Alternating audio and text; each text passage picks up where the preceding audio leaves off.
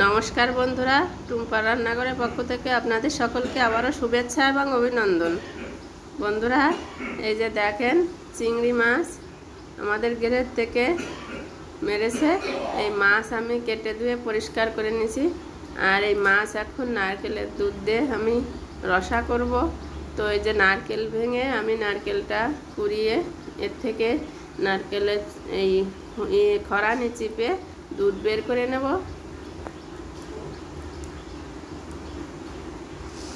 ছাঁকনি দিয়ে খুব ভালো করে ছেঁকে নিয়ে দুধটা আমি খুব ভালোভাবে বের করে নিচ্ছি।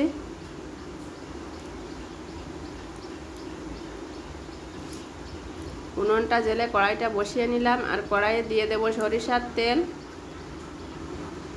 প্রথমে আমি তেলের উপরে দিয়ে দিচ্ছি গোটা জিরা, তেজপাতা আর ওই সঙ্গে পেঁয়াজ কুচি দিয়ে একটু ভেজে নেব।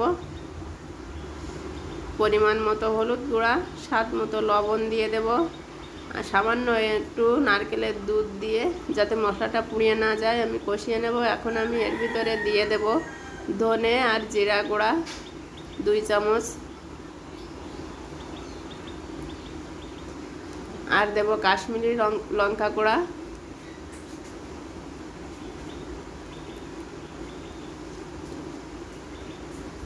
এবার দিয়ে দিচ্ছি চিংড়ি মাছটা আর একটু কাঁচা লঙ্কা বাটাও দিয়ে দেব।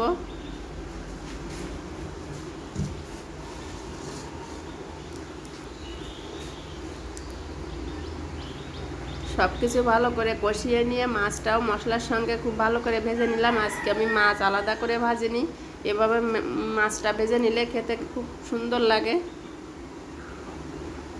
নারকেলের দুধটা দিয়ে আমি এখন কিছুক্ষণ ফুটিয়ে নেব খুব ভালোভাবে।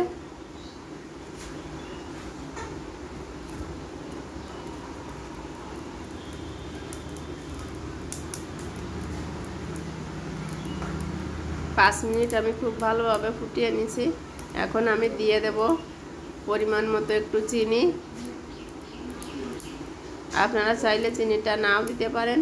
সব কিছু ভালোভাবে মিশিয়ে নিলাম আর এই যে দেখেন আমার রান্নাটা হয়ে গেছে।